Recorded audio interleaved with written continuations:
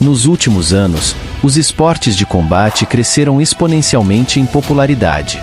Olhando para a fama, fortuna e glória sem limites que cercam os melhores artistas marciais, boxeadores e lutadores, é fácil glamourizar esses esportes e seus atletas. Essa idealização geralmente se estende aos esportes de combate do passado, apresentados pela literatura, televisão e filmes retratando guerreiros glorificados e honrados, amados pela sociedade antiga como heróis lendários. No caso da Roma antiga, no entanto, essa romantização não era um reflexo perfeito da realidade para seus famosos gladiadores. Então, como eram realmente as vidas desses antigos atletas lutadores?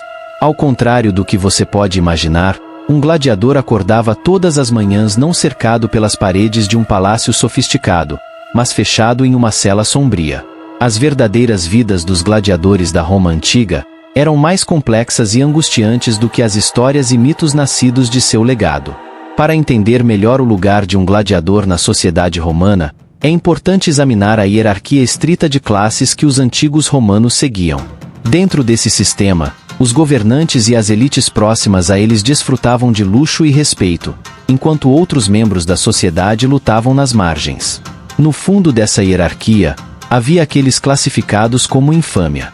Esses indivíduos estigmatizados incluíam criminosos condenados, profissionais do sexo, atores e até gladiadores e seus treinadores. Os infâmia não tinham os direitos básicos que os cidadãos romanos típicos possuíam. A maioria dos gladiadores, como qualquer outro infâmia, era considerada vergonhosa e indigna de confiança pelo resto da sociedade, e a palavra gladiador era considerada um insulto particularmente forte. Tornar-se um gladiador raramente era uma escolha que alguém podia fazer livremente na antiga sociedade romana. Na verdade, em alguns casos, era considerado uma punição para escravos que eram particularmente odiados por seus senhores. Muitos gladiadores começaram como homens escravizados ou prisioneiros de guerra, vendidos para um ludus, ou escola de gladiadores, onde eram submetidos a rituais de treinamento incrivelmente rigorosos e severos. Essas escolas não eram diferentes de prisões. Arqueólogos descobriram as ruínas de uma escola de gladiadores fora de Viena, Áustria, que continha apenas uma saída, que levava à arena. Embora os gladiadores que frequentavam essa escola pudessem ter alguma liberdade para ir e vir do quartel, eles dormiam no que eram essencialmente celas de prisão todas as noites. Mesmo para os poucos raros que entraram nas escolas de gladiadores por vontade própria, geralmente era uma escolha feita por desespero. Antigos homens de alto status que tiveram suas reputações arruinadas ou foram publicamente desonrados podiam tentar a sorte como gladiadores, e alguns criminosos podiam trabalhar para livrar-se de suas sentenças com combate. Enquanto a maioria dos gladiadores vivia e morria na vergonha e essencialmente anônimos para a sociedade, uns poucos muito seletos encontravam sucesso e fama. Enquanto as elites da Roma antiga sempre consideraram a maioria dos gladiadores como desonrosos, alguns ganharam status de celebridade e foram até mesmo vistos como símbolos sexuais. Por causa disso, havia um pequeno punhado de homens livres que voluntariamente entraram na escola de gladiadores na esperança de atingir algum nível de estrelato. Esses homens livres assinaram um contrato que os tornava propriedade e fizeram um juramento de suportar, ser queimados, amarrados, espancados e mortos pela espada. Os poucos gladiadores que obtiveram notoriedade causaram impacto suficiente na história para influenciar a cultura pop, levando muitos a generalizar sua fama. Na realidade, a maioria dos gladiadores viveu suas vidas em dificuldades, forçados a entreter as massas sem muita esperança de alcançar uma vida que fosse verdadeiramente sua. Como um noicus ou novo gladiador, sua manhã começaria acordando trancado dentro de sua cela de 16 por 10 pés. Como você é novo, provavelmente ficaria acorrentado o dia inteiro, a menos que estivesse treinando ativamente. Apesar do espaço pequeno, você pode ter um colega de quarto que viverá e treinará ao seu lado. Um treinador viria para destrancar sua cela para que você pudesse começar o dia com uma refeição.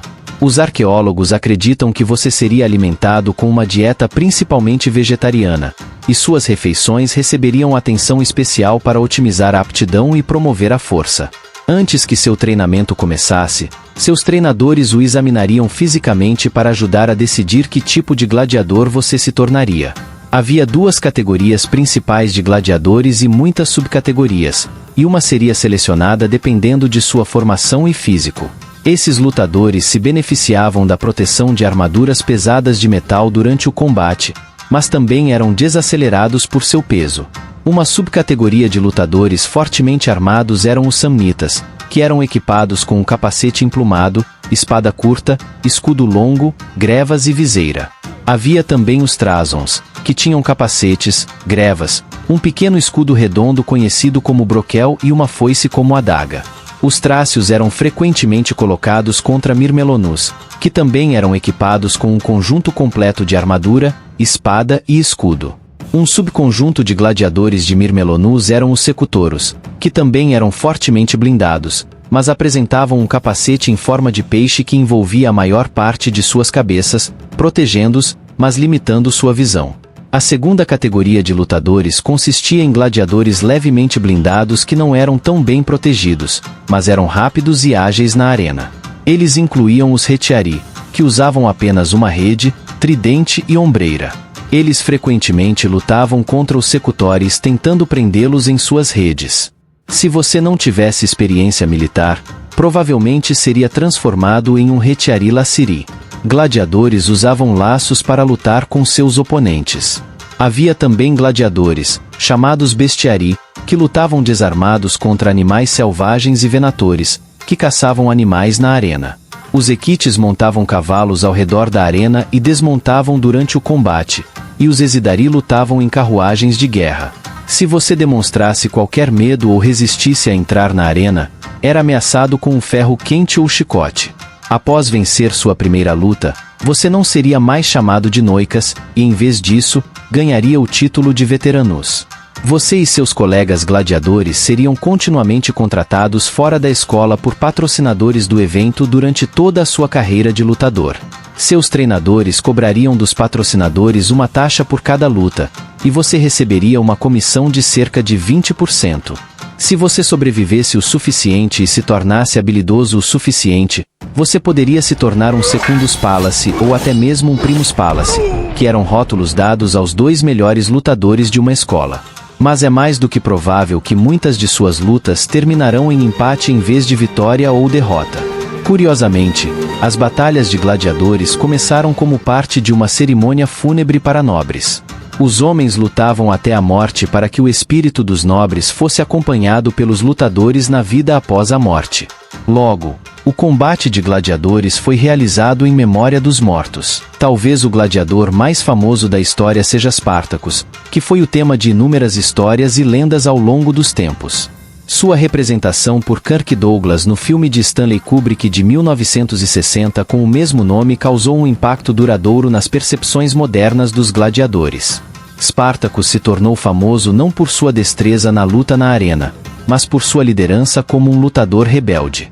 Desesperado para escapar de sua vida como gladiador, ele veio de uma escola de gladiadores particularmente dura que confinava seus alunos durante a maior parte do dia. Spartacus foi trazido para a escola como um ex-soldado romano que foi capturado e escravizado após desertar do exército. Depois de enfrentar imenso isolamento e tormento na escola, ele ajudou a liderar uma revolta de 78 gladiadores. Armados com facas de cozinha roubadas, eles conseguiram dominar os guardas e encontraram armas de gladiadores para lutar contra os legionários enviados atrás deles.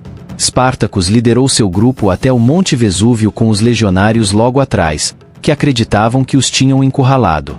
Como havia apenas um caminho para subir a montanha, no entanto, Spartacus e os gladiadores fizeram escadas improvisadas, subindo secretamente até o acampamento dos legionários, onde lançaram um ataque surpresa.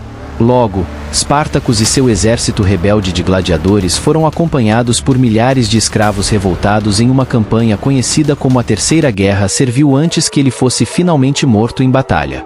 A verdadeira história de Spartacus lança luz sobre a situação de inúmeros gladiadores escravizados dentro do Império Romano, cujas vidas trágicas e brutais foram rapidamente esquecidas pelos espectadores e perdidas.